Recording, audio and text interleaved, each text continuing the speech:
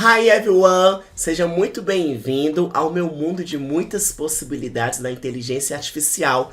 Se você não me conhece ainda, sou Roger Sampaio, sou cientista de dados e é uma alegria estar aqui com você compartilhando conhecimento, porque conhecimento é poder, é o que realmente diferencia pessoas de sucesso e pessoas que não têm sucesso. Se você souber aplicar esse conhecimento, eu te garanto que você pode literalmente transformar a sua vida, assim como tem sido a minha. Hoje nós iremos dar prosseguimento ao nosso curso Dominando Python. Se você ainda está aqui, parabéns, desde já você é dedicado. Muita gente já desistiu, mas você está aqui porque você tem sede em procurar aprender. Parabéns, meu guerreiro, e vamos que temos muito assunto para trabalhar.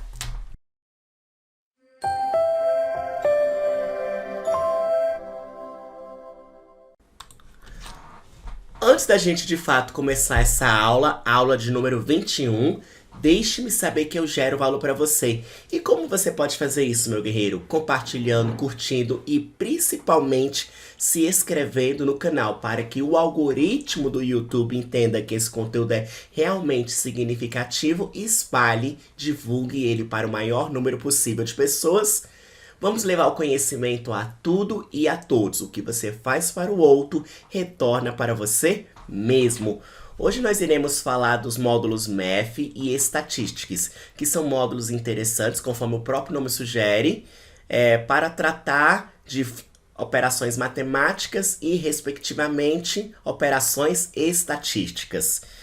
A linguagem Python ela é versátil no sentido que existe uma série de bibliotecas, pacotes, para uma série de coisas úteis. Se você quiser, por exemplo, construir modelos de aprendizado de máquina, modelos de machine learning, você pode contar, por exemplo, com scikit-learn. Se você quiser construir gráficos, você pode contar com matplotlib. Se você quiser trabalhar com vetores, você pode contar com NumPy. O fato é que a todo tempo existem desenvolvedores ao redor do mundo que estão criando, construindo pacotes para uma série de utilidades. Se você precisar de uma interface gráfica, você também tem. Se você precisar trabalhar com rede neural, você também tem.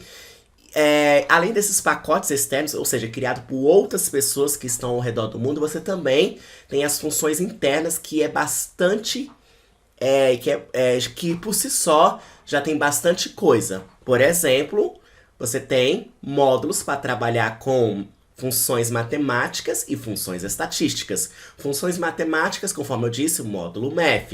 Funções estatísticas, módulo Statistics. Então, algumas funções que estão presentes no módulo Math. Olha lá. Potência, funções trigonométricas, seno, cosseno, valor absoluto de um número fatorial, entre outras. Estatística. Você pode contar, por exemplo, com a média, desvio padrão e por aí vai. Então, o primeiro passo para utilizar a biblioteca é importá-la. Nós iremos começar com o módulo Math e depois, no fim da aula, o módulo Statistics. Então, como é que eu posso importar um módulo Math? Importe Math. Você pode colocar um apelido ou não.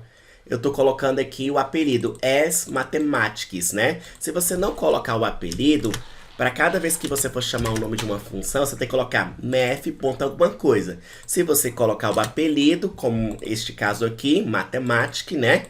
Mathematic, vai chamar sempre as funções Mathematic, né? Ponto alguma coisa, beleza? Fica ao seu critério. Em geral, o apelido ele é menor, né, do que o nome. Neste caso aqui tá maior, mas ele tá mais intuitivo. Fica ao seu critério, você pode utilizar ou não. Você pode importar todo o módulo, que é o que eu tô fazendo aqui, né? Ou então importar apenas uma função específica, né? Nós iremos ter uma aula falando só sobre os pacotes. Então vamos começar. Deixa eu aumentar um pouquinho o zoom para você visualizar melhor. Foi tirado, o material foi escrito a partir da documentação oficial, que está aqui disponível. Eu recomendo que após você assistir essa aula, você olhe Consulte a documentação sempre que você tiver dúvida, procure a documentação oficial, conforme eu sempre digo. Programar não é decorar função. Para isso existe a documentação é sua amiga. Você deve compreender o que está sendo feito. Agora, memorizar, decorar, sintaxe, não se preocupe com isso. Eu mesmo não sei todas as funções que o Python tem e não há necessidade disso. Sempre que eu precisar, eu vou lá e pesquiso na documentação oficial. Será que já existe uma função para converter, por exemplo, um valor inteiro para real? Na boa parte das vezes, já existe. Você não precisa reinventar a roda. Eu vou lá, vejo como eu uso ela. A documentação é sua amiga. Sempre use ela. Então, vamos começar do método factorial, né? Na verdade, o método fatorial. O método fatorial nada mais é do que uma função que calcula um fatorial. E o fatorial aqui é o próprio conceito de fatorial da matemática. O que é um fatorial de um número? É esse valor, é o número multiplicado por todos os seus antecessores até chegar ao valor de 1. E lembrando que matematicamente não existe fatorial de um número negativo, beleza? Então o número tem que ser inteiro e não pode ser negativo. Então essa função calcula o fatorial. Ela vai retornar uma exceção chamada do tipo value erro. Lembra das aulas das exceções? Caso não for um valor inteiro ou for um valor negativo. Então, o que seria o fatorial de 5? Seria o quê? 5 vezes 4 vezes 3 vezes 2 vezes 1. Isso dá 120. O que seria, por exemplo, o fatorial de 3? Matematicamente, seria 3 vezes 2 vezes 1, que dá 6. E como eu utilizo a função fatorial? Basta chamar a biblioteca, né? Colocar aqui, na verdade, colocar matemática. Vou executar essa célula aqui. E aqui chamar matemática, senão ele vai dar erro. Matemática, ponto, fatorial do número que eu quero. Eu quero qual valor? 5. Se eu quiser o fatorial de 3, matemática, ponto, fatorial de 3, que vai dar quanto? 6. Agora, se tu tentar fazer um fatorial de um valor negativo, o que acontece? Vou colocar, por exemplo, menos 4. Isso não existe. Vai lançar exceção do tipo value erro. Olha aí, fatorial não é definida para valores negativos. Matematicamente não existe fatorial de um valor negativo. Se eu fosse fazer essa função na mão, eu poderia? Poderia. Uma possibilidade seria o quê? Você constrói uma função, passa o valor que você quer descobrir o fatorial, né? Primeira coisa que você faz é a checagem. Se for maior ou igual a 0, você calcula o fatorial. Caso contrário, você vai retornar menos 1, dizendo que não existe valor no sentido de validar, né? Ou seja, que não existe fatorial de um número negativo. Então, para calcular o fatorial, bastaria eu fazer o quê? Posso criar um laço, né? Um loop for, pegando o fatorial, indo até 0, de 5 até 0, por exemplo, e indo decrementando de 1 em 1. Então, 5, 4, 3, 2, 1. E o resultado aqui, que começa com nada mais é do que ele mesmo multiplicado por esse valor, ok? Então, eu vou calcular, e essa função vai retornar o fatorial, beleza? Então, eu posso chamar ela vai dar quanto aqui? Fatorial de 5, 120. Deu o mesmo resultado do que aqui, né? Aqui eu coloquei uma mensagenzinha, mas fica ao seu critério colocar ou não. Exemplo de fatorial de 3 está aqui, 6, né? E fatorial de 4 seria quanto? 24, que é 4 vezes 3 vezes 2 vezes 1. Fatorial de 0. O que vai acontecer? Qual é o fatorial de 0, gente? Fatorial de 0 é 1. Não existe fatorial de número negativo. De 0 é 1. E de menos 1 vai dar um erro. Do tipo value erro, beleza? Aí existe outro método chamado sale, que vai retornar o teto de um valor inteiro maior ou igual a x, como se fosse arredondar. Caso o número seja um valor real, retorna o próximo valor inteiro. Então, por exemplo, Se você passar 56.1, perceba que 56.1 é um valor real. Ele vai retornar o próximo valor inteiro. Qual seria o próximo valor inteiro se eu tenho 56.1? Seria 57. Essa função vai fazer isso. E agora se eu passar 56, 56 já é um valor inteiro. Ela não vai fazer nada, ela vai apenas retornar 56. Agora se for 59.8, vai retornar 60, porque 60 é o próximo número inteiro, né?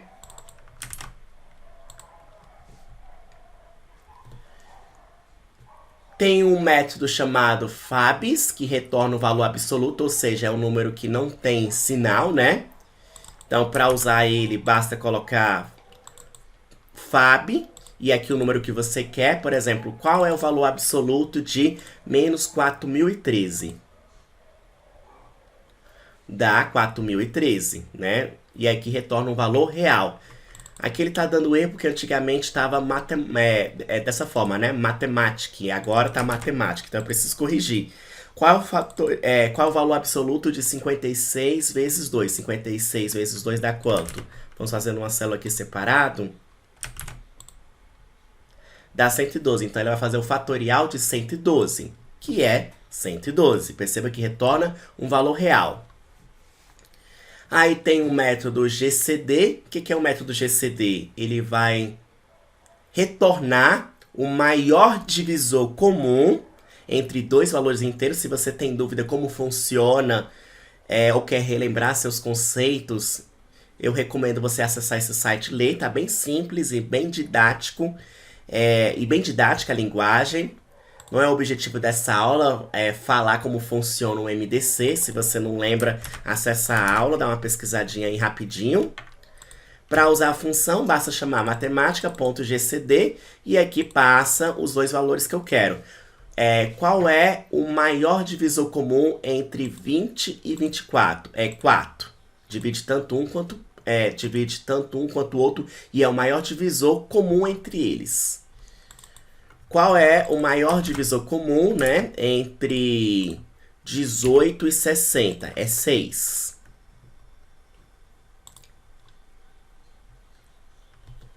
Você não precisa criar uma função para calcular o maior divisor comum, porque isso já está pronto. Se você quisesse criar, poderia, né, mas é você reinventar a roda, não tem necessidade.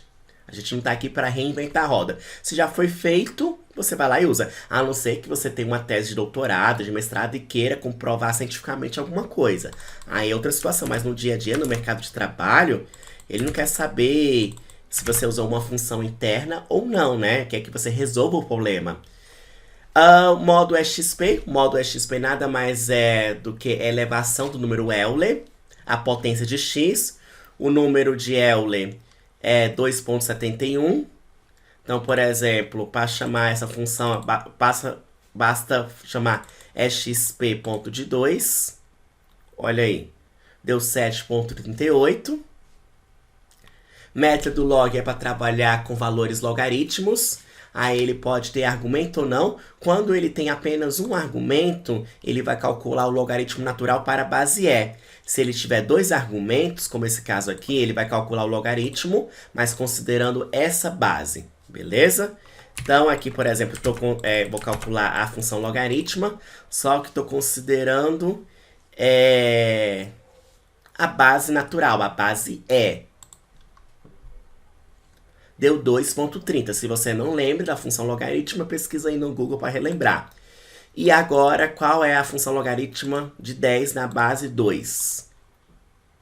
Deu 3,32. Existe o método POL, que é a potência, né? Que ele leva o número x a y. X é um valor inteiro, um valor real. Y é a potência. Equivale você utilizar o operador de multiplicação duas vezes. Você pode trabalhar com a função POL ou com isso. Dá o mesmo resultado. Por exemplo, se eu quiser levar 2 ao cubo, né? Seria como? Matemática.pol, que dá 8. Outra possibilidade é você fazer isso, né? 2 asterisco aqui, 3. Eu não estou multiplicando 2 por 3, eu estou elevando o 2 ao cubo, né? 2 vezes 2 vezes 2. E perceba que a função POL, ela retorna um valor inteiro. Já quando você faz isso, você tem como resultado um valor inteiro. Aqui é um valor real e aqui é um valor inteiro, né? Ou um valor float, um valor int. Agora, por exemplo, 5 ao quadrado, quanto é? Matemática.poll, 5 e 2. Ou então você pode, deu 25, que é 5 vezes 5. Ou então você pode fazer dessa maneira. 25, beleza? Método SQRT nada mais é que para calcular a raiz quadrada de x. X é o valor que você passa. Então, se eu quiser calcular a raiz quadrada de 49, seria o quê? Matemática.sqrt49, que é o quê? 7, porque 7 vezes 7 é 49. Equivale você fazer isso, né? 7 vezes 7. Perceba que quando você usa a função SQRT, ela vai retornar um valor float, ou seja, um valor real. E aqui eu estou trabalhando com um valor inteiro, né? Retorna um valor inteiro. Você pode fazer 7 vezes 7 e aqui 7 ao quadrado, que vai dar quanto? 49. Beleza? Ou então 7 pool de 7, né? 7 vezes 7, 49. Ou seja, existem muitas maneiras de você calcular raiz quadrada de um número. Na verdade, aqui é bom você usar ela, né? Porque aqui eu falei que é 7 porque... E se eu não soubesse, né? Qual seria o número? Aí você usa ela direto, né? Aqui eu tô... Porque eu já sei qual é o número, beleza? Existe a constante π, que equivale a 3,14, que é utilizado muito utilizada na área da geometria. Por exemplo, quando você está calculando a área de um círculo, como é esse cálculo? Qual é a fórmula matemática? π vezes raio ao quadrado. Então, suponha que eu queira calcular a área de um círculo. Então, eu vou solicitar para o usuário o raio e depois eu vou calcular a área. Então, como é que eu faria? Opa! Deixa eu corrigir isso aqui. Informe o valor do raio, vou converter para um valor float, vou guardar dentro da variável chamada raio.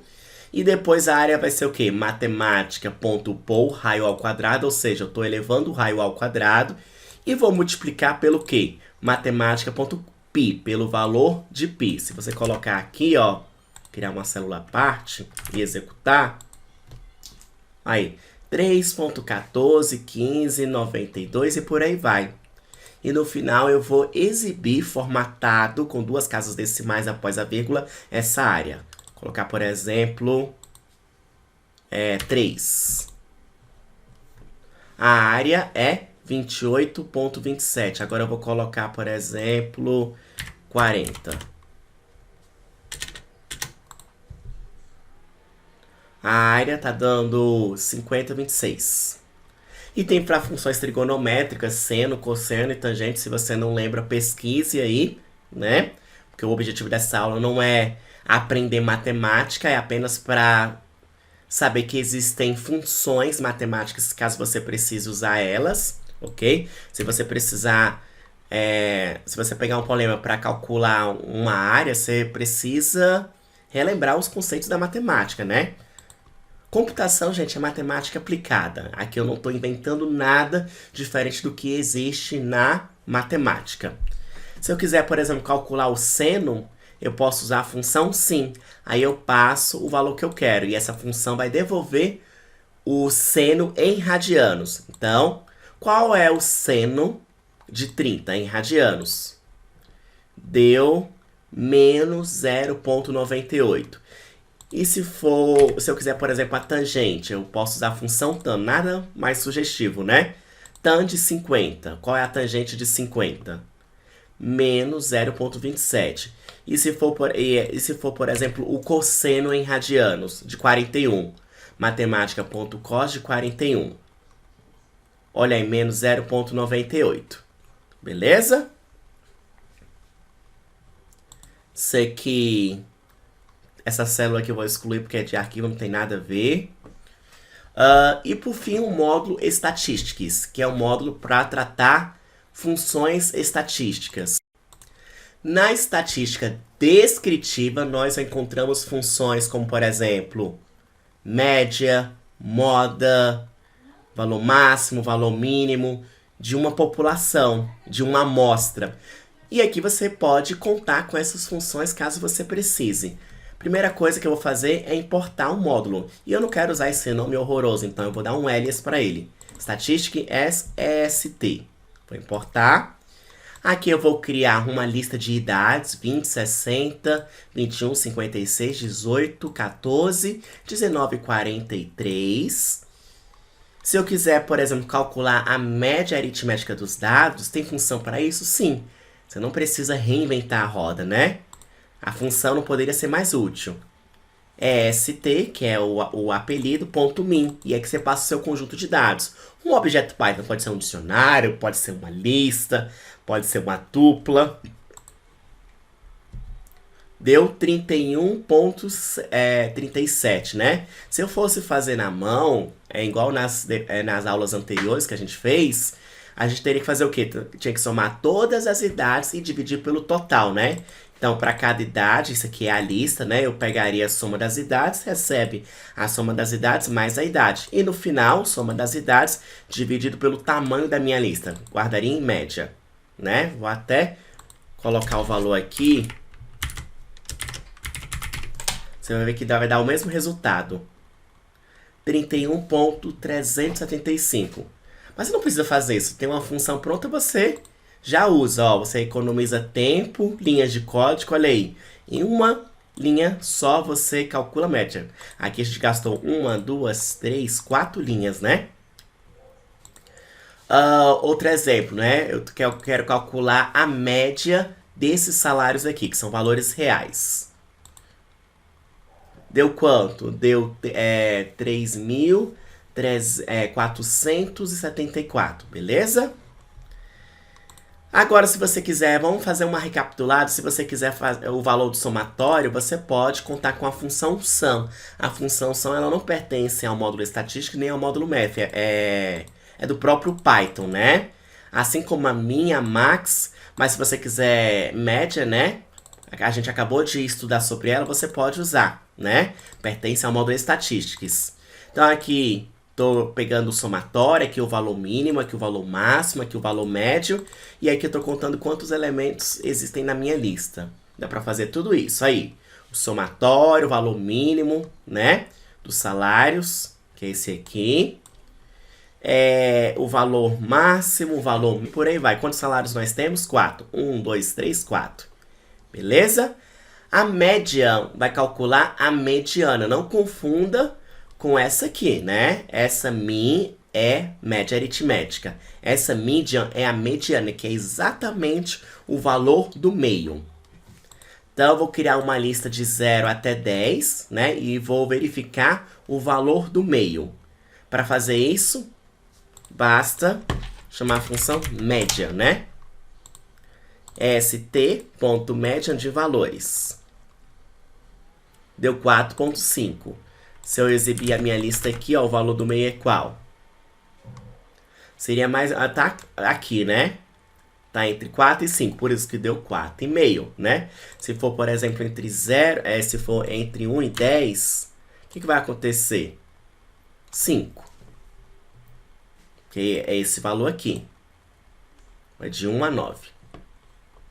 Ó, aqui tem 4 elementos e aqui tem 4 elementos. Aqui é exatamente o valor do meio. Mode é a moda, que é o elemento mais comum, mais frequente.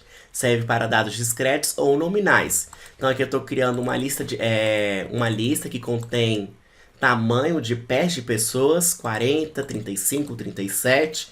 E eu vou calcular a moda, st.mode, passando o meu conjunto de dados. Deu erro de tipo, ou seja, tá falando que a lista esperava apenas um argumento, mas obteve 14. O que aconteceu? Isso aqui a gente colocar, abre colchete, fecha colchete. Ele vai criar uma lista disso aqui, né? Na verdade, você nem precisa passar list, né? Fica redundante. Fica assim, ó. 40. O elemento mais comum aqui é 40, ó. 40 é 40, 35, 37, 39, 40 é 40, 38, 39, 39, 40, 36. Se você contar um por um, vai ver que o elemento mais frequente é 40. E Multimode, o que seria isso? Ao invés de retornar o elemento mais comum, ele vai retornar os elementos mais comuns na lista, considerando a ordem que foram contados. Ou seja, é uma lista de modas. Então aqui, ó, A, B, B, B, C, C, D, D, D, D, D.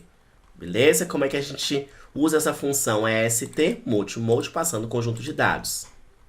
Então, o elemento mais comum primeiro é o B, depois é o D e depois é o F. E se a lista estiver vazia, retorna vazio. E a função quantiles, que bicho é esse? É de comer ou é de passar no cabelo? A quantiles nada mais é do que uma função que divide o meu conjunto de dados em intervalos com probabilidade igual. Eu posso dividir em 3 partes, em 10 partes. Vai retornar uma lista de sempre n-1. N é o tamanho, né? Então, se eu dividir em 10 pedaços, vai retornar o quê? 9 pedaços, né? Então, aqui, suponho que eu tenho esse conjunto de dados, né? 105, 129, 87, 86, enfim. E eu quero dividir em 4 pedaços. Então, eu vou chamar a função quantiles, xt.quantistyle, porque pertence a estatísticas, né? Passando o meu conjunto de dados e n igual a 4. Se você não passar esse n, automaticamente ele vai usar esse valor de 4, porque 4 é o padrão. Se você quiser 10, você tem que dizer explicitamente. Beleza? Então aqui eu estou pegando cada conjunto meu e vou dividir em blocos, né? E no final eu vou mostrar esses bloquinhos. Vou executar isso aqui. Ó, o primeiro bloco foi assim, 87. O segundo bloco a partir do 102.5 e por último 108.2 em diante. Se eu quiser, ó, se o número for negativo, por exemplo, esse aqui, ele vai retornar essa seção aqui, estatística e erros. Beleza? O n tem que ser pelo menos 1. Aí você pode tratar ela, né? Colocar, por exemplo, menos 1 aqui, aí eu estou tratando. O número de quartis deve ser pelo menos 1. E se eu quiser dividir em 8 pedaços, olha aí. 82.1, depois o segundo bloco, 87.0 em diante, e por aí vai. Perceba a ordem, né, ainda. E por último, eu vou falar da função PST-DEV, que calcula o desvio padrão populacional de um conjunto de dados. Para chamar ela, não poderia ser mais simples. É st, que é o alias.pst, e aqui o conjunto de dados. Suponho que eu queira calcular o desvio padrão desses dados aqui. Vamos ver quanto deu. Deu 0.98. Tem mais funções, eu não vou explorar todas, até mesmo porque o objetivo dessa aula é só dar uma visão geral, né? Se você precisar, por exemplo, calcular a correlação, existe função para isso, a variância também. Mas é isso, meus amores, faça os exercícios, que eu vejo vocês na próxima aula. Um beijo no coração e até mais!